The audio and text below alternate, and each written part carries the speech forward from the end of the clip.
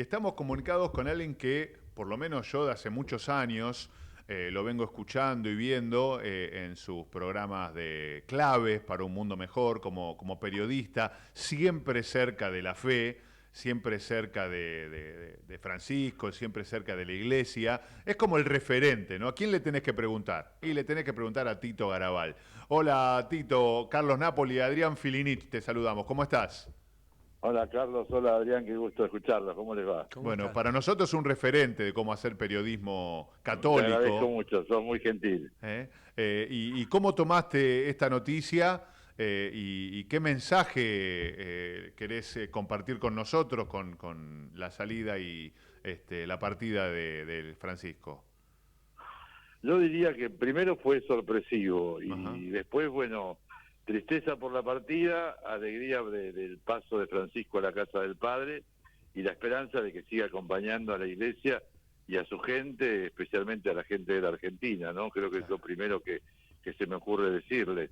Pero ciertamente con sorpresa porque ayer había tenido un día con bastante actividad el Papa Ajá. y como los partes médicos hablaban de que estaba bien con la rehabilitación y todo, parecía que, bueno, que obviamente dentro de la precariedad del cuadro se iban como acomodando un poco Sí. las cosas y él estaba tratando de responder al proceso, a los tratamientos que se le estaban imponiendo Sí. y esto de algún modo, y al verlo ayer, que ayer fue un día bastante cargado para él, para lo que era la posibilidad que tenía, lo que venía haciendo toda la Semana Santa, porque ya el jueves había estado En en la una cárcel. cárcel, después Sí. habló con los periodistas, tuvo otra visita en otra celebración de Semana Santa, preparó las meditaciones del Vía Cruz y del Coliseo, y ayer tuvo esos 20 minutos ahí tras la misa de Pascua, en la bendición Urbi et Orbi, que saludó, dijo que no la iba a leer, que le pedía al maestro de ceremonia, Sí. el monseñor Raveri, que la leyera, y después pidió ir con el papamóvil a recorrer la plaza, estuvo recorriendo la plaza, llegó prácticamente hasta la vía de la Conciliación, recorriendo todos los pasillos, saludando a la gente, Ujú. terminó esa recorrida y ya casi sobre el mediodía recibió al vicepresidente de los Estados Unidos, a J.D. Vance, en un encuentro muy cordial, muy afectuoso que tuvieron en la Casa Santa Marta. Claro. Así que realmente había como bastante actividad en el día de ayer para lo que venía siendo la actividad que él estaba manteniendo, ¿no? Claro, claro, Así que claro. hoy cuando a las 4 de la mañana, 4:30, me llamaron de Roma, la verdad que me impactó, entre que uno estaba todavía medio dormido, y semejante noticia, bueno, obviamente empezamos a chequear todo, y bueno, obviamente quien me lo informaba tenía todo el conocimiento y toda la Claro. credibilidad del caso, entonces ya empezamos a mirar el tema y a empezar a pensar un poquito en todo esto que estamos ya viviendo y que el Claro. mundo está viviendo y que el mundo está planteando, despidiendo al que yo creo es el gran líder espiritual de la edad moderna, ¿no? ¿Qué es lo que, estoy mirando acá el libro de Tito Garabal, Francisco, Rezamos por ti, vida y pensamiento de un hombre de fe? ¿Qué es lo que para vos es central en este líder espiritual? ¿Qué es lo que vos decís, bueno, en estos rasgos podemos marcar lo que viene, ¿no? Recién hablábamos con el obispo Alejandro Giorgi, vamos a empezar a vivir la era Francisco ahora, ¿no? ¿Qué es lo que desde tu óptica marcó el Papa Francisco? Y yo creo que el pontificado de Francisco ha sido un pontificado realmente muy rico, muy valioso, trascendente para la vida de la Iglesia, como han sido cada pontificado, algunos de una manera, otros de otra. Ujú. Creo que el pontificado de Francisco Francisco no ha sido un papa revolucionario, pero sí un gran reformador, Claro. y se ha introducido en todos los temas que tenían que ver con las necesarias y urgentes reformas que la Iglesia necesitaba para insertarse en el mundo. Y esto lo llevó a asumir desafíos y posturas y hablar de temas que ciertamente no eran tan frecuentes ni tan recurrentes en otros pontífices, pero que sí lo fueron en Francisco, Claro. que además planteaba una idea diferente de iglesia, porque la iglesia tenía una mirada del mundo desde una visión europea, y Ajá. con Francisco empieza a tener una mirada del mundo, pero con una, con ¿Y, una, y, con una y concepción de América Latina. cómo era esa mirada europea y qué es lo que cambió a la mirada que me fueron a buscar al fin del mundo, decía, ¿no? En su Y primer discurso. es eso, ¿no? Es la inserción de la teología del pueblo, es la opción preferencial por los pobres como prioridad uno, que todos los papas la han tenido, pero en distintos matices.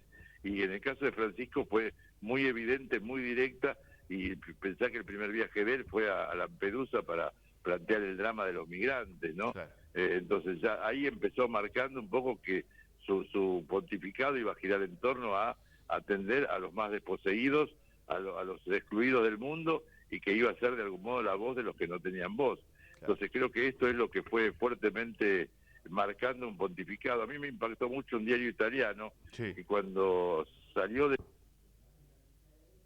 Ahí se nos fue. Salió. Te perdimos.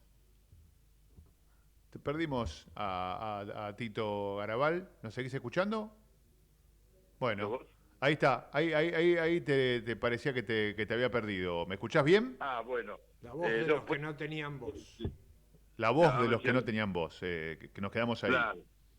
Y en ese sentido, un diario italiano que a mí me impactó mucho, cuando sale el Gemelli, sí. El diario italiano, el editorial del día siguiente, hablaba de la alegría de que Francisco volviera a Santa Marta, porque Francisco era un líder necesario para este tiempo de la humanidad. Claro. Y lo decía un diario, digamos, no directamente cercano a la iglesia, ni mucho menos, claro, pero hablaban de que era un hombre necesario, un líder necesario para este tiempo de la humanidad.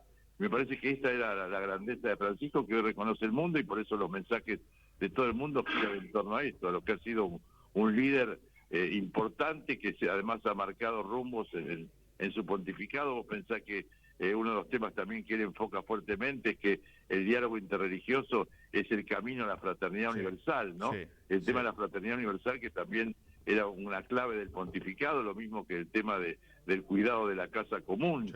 Porque el Papa Francisco, en ese sentido, es el primero que aborda el tema de la ecología en toda la dimensión, hasta con una encíclica hablando de su preocupación por el planeta, del pecado ecológico, del mandato de salvar a la gran familia en el planeta Tierra que tanto hemos castigado, ¿no? Claro. Y una acción que también llevó a la Iglesia a recuperar un lugar de agenda, un lugar en la agenda del mundo. Sí, y además de su prédica por la paz, yo diría con un matiz muy particular, porque la prédica de Francisco por la paz no se centraba tanto en los poderes del mundo, sino en mostrar la crudeza de la guerra y de las víctimas inocentes que padecían con ella.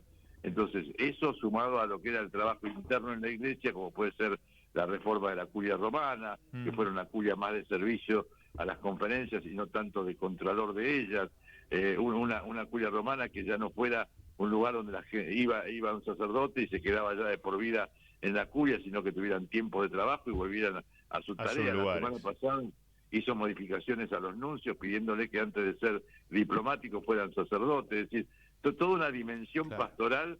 Una mirada, un cambio de mirada, tal cual. Tito, te agradecemos por esta nota. ¿Dónde te vemos? ¿Dónde te escuchamos? Bueno, ¿hay nuevo libro? Para un mundo mejor, los sábados a las 8 de la mañana, en nuestra temporada número 36 ininterrumpida. Wow. Y después estamos en Radio Brote y en CNN Radio también. Después, bueno, donde el Señor me vaya poniendo y nos permita compartir algunas de las cosas que uno sabe y puede comunicar y compartir con los amigos como ustedes. Claro que sí. Un reconocimiento de vuelta, muchísimas gracias por esta nota, y bueno, seguiremos uniéndonos con este tipo de notas, y bueno, atrás del Papa Francisco, de mi lugar también de la Virgen de Luján, acompañando a las transmisiones de la peregrinación. O sea que un referente que quería tener en el programa de hoy, Tito Garabal. Muchas gracias. No, gracias a ustedes, y un abrazo a Gerardo también, un querido amigo ahí en Radio Cadena Eco de toda la vida. Qué grande, un abrazo grande acá, lo tenemos de operadora, Gerardo, un genio.